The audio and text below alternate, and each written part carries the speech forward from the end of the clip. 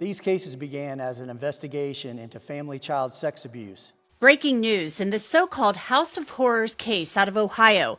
The parents of 16 children indicted for alleged sex crimes against children. And they're not the only ones facing charges. I'll explain. I'm Angenette Levy, and this is Crime Fix.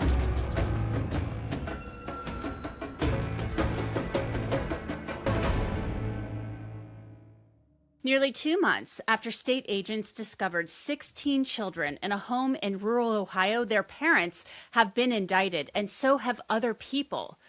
Gary Siders Jr. and his wife Elizabeth were taken into custody on June 30th after their children were discovered in a home on Ohmer Street. Gary Jr.'s parents, Gary Sr. and Christina Siders, were also arrested.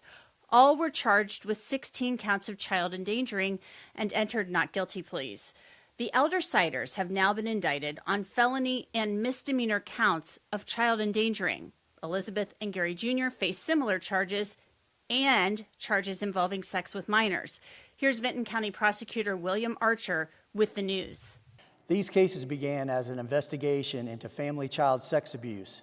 Law enforcement sought the DNA of Gary Siders Jr. related to the child sex abuse case. Once Siders Jr. was located, search warrants were executed to secure his DNA for genetic testing. Upon serving the search warrants for the child sex abuse case, the existence and condition of the 16 children at the Ohmer Street house became known. The child sex abuse cases involve intra-family relations and do not pose a risk to the general public, and I would also add, does not involve human trafficking. This case all started with diligent Dollar General clerks calling authorities with concerns over children they observed. We asked the public to be mindful of the circumstances around them, especially involving children. We continue to ask for the public's respect for the rights and privacy of the child victims in this case. I'd like to add a thank you to the Vinton County Sheriff's Office and BCI for their investigative efforts, which have been amazing. This case is going to be prosecuted by myself, Kara Keating, Assistant Attorney General, and Annika Collins, Highland County Prosecuting Attorney. Thank you. So the prosecutor says this case involves family members. Vinton County Sheriff Ryan Kane elaborated on the investigation and how it started.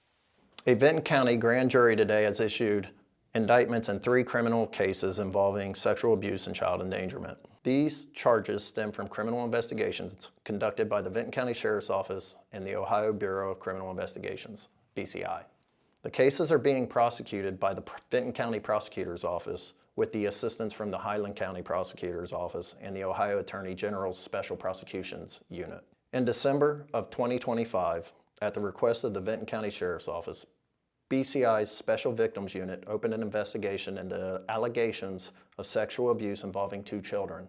Information obtained in this investigation prompted BCI in March of 26 to open a second investigation, this one involving allegations of unlawful sexual conduct with a minor. On June 30th, authorities executed a search warrant at a residence in Hamden, Ohio, and Vinton County on Ohmer Street. There have been a lot of speculation and questions regarding the June 30th presence on Ohmer Street in Hamden. These indictments provide some insight into the ongoing investigation. However, to preserve the integrity of the ongoing investigation and to protect the victims, I conclude my statement here. I am thankful for the work of my deputies and our fellow partners at BCI. We will continue to pursue justice in these cases. The grand jury has indicted Gary Siders Jr. and Elizabeth Siders on 4 felony charges each, 2 counts of sexual battery and 2 counts of unlawful sexual conduct with a minor. I've learned law enforcement learned of Gary Jr. and Elizabeth during a separate sex abuse investigation that started back in December of 2025. Okay, so to really dig into these breaking new details, I want to bring in Ron O'Brien. He is the former Franklin County prosecutor at Franklin County, surrounds and is part of Columbus, Ohio. So, Ron, thank you so much for coming on. Just first of all, your reaction to both Gary Siders Jr. and Elizabeth Siders being charged with sex crimes involving minors. Well, that was somewhat telegraphed, as we talked about the other day, Yeah. by statement of the prosecutor from Vinton County in opposing reduction of bond for Elizabeth. And so we knew something was coming. what seems surprising about this, and it is really unclear as to who the alleged victims are, it looks like the indictment or charges against the two Siders go back to 2022, the first quarter Yes. of 2022, against unnamed victims, but they were related to the investigation of the other two people indicted on sex offenses today. Curiously enough, the press release indicates that the victims were not a member of the immediate family of the Siders, but at the same time, the statement uh, given by the county prosecutor would seem that perhaps they were. So that's something that you and others are going to have to dig into and clarify. Yeah, we're digging into that for sure and clarifying. And I want to read what the press release says. It says the indictment alleges that between January and September 2022, the defendants engaged in sexual conduct with a minor more than 10 years younger than their own age. The victim is not a member of their immediate family. So it said, that he said, this says not a member of the immediate family. However, the prosecutor said this was an intra-family thing. So are we left to believe it's not their own children, but potentially, another child in the family? And at least since the two investigations were tied, the ones for which the indictment on the sex offenses against the Siders today arose from the investigation of the other two men indicted Mhm. in the case. It may be that the same victims are involved, and that in the course of the first investigation, the victims relayed that the Siders also were involved either with the knowledge of the two other men and also indicted today, or Mhm. whether or not they was a follow-up. And I've learned that investigation one, which involves Josh Saunders and Brandon Henderson, this is investigation one that it began in December of 2025. The information about Gary Siders Jr. and Elizabeth Siders was developed from that investigation.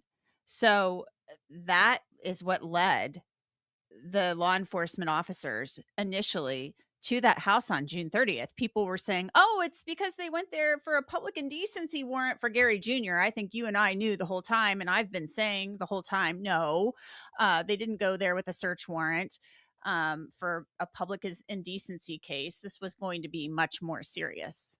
Yeah, and I think we both kind of concluded that at the time, based on the conduct of the investigators. You don't have the Ohio Attorney General down in Vinton County for a No. warrant on a exposing case.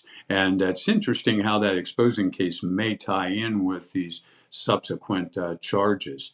The only thing I can try and extrapolate from this is either the two men that are charged in the case as well are providing information to the prosecutor and the attorney general that led them to the Siders, or alternatively, the victims in that case provided information that the two men not only perped on them, but that the Siders were involved in sexual misconduct with them.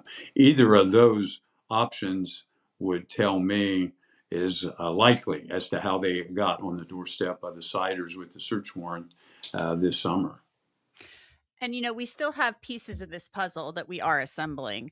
One thing that really piqued my interest was that William Archer, the Vinton County prosecutor, said that alert Dollar General employees contacted law enforcement about their concerns about some of the children that they saw with Gary Jr. and Elizabeth Siders. They were very concerned. And so it seems like potentially we may have had a couple of different things going on here. We have Dollar General employees, and then we also have this investigation one where information is gathered and gleaned about the couple. And all of that was enough to potentially get this search warrant for the house on June 30th. Yes, and at least it's probably the addition of all that kind of information, potentially from co-defendants, victims on the first case, And the children may have said something at the Dollar General to an employee there that piqued their interest and passed it on to law enforcement. And then they were already looking into the matters the other two men and the Siders had been involved in going back. That's 4 years that the alleged misconduct in that case is alleged to occurred. What's very interesting to me about this, Ron, I went down to Vinton County, and employees at the Dollar General said to me, I'm really sorry. I can't talk to you. I can't talk to you.